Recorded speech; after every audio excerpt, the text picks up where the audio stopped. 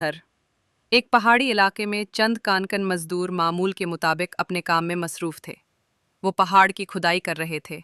मेहनत, मशक्क़त और पसीने से लबरेज दिन उनका मुकद्दर था।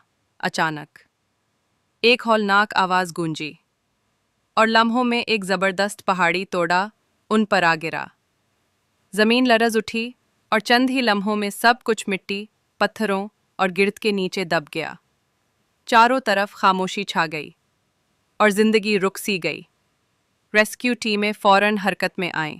मौका पर हैवी मशीनरी बिशमूल कार्टरप्लर पहुंचाई गई। 3 दिन और 3 रातें मुसलसल मशीनें चलती रहीं। मजदूरों को निकालने की कोशिशें जारी रहीं। हर गुजरते लम्हे के साथ उम्मीद कम होती गई। आंखों में नमी और दिलों में दुख था। फिर तीसरे दिन शाम के करीब जब मलबे का एक बड़ा हिस्सा हटाया गया तो मंजर ने सबको हैरान कर दिया। एक मजदूर जो निहायत गहराई में भारी पत्थरों के नीचे दबा हुआ था, जिंदा निकला। ना सिर्फ जिंदा बल्कि मुकम्मल तौर पर सही सलामत।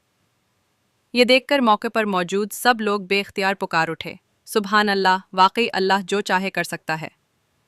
ये मंजर सिर्फ एक इंसानी जान की बचाव की कहानी नहीं थी, बल्कि अल्लाह की कुदरत और हिफाजत का जीता जागता सबूत था।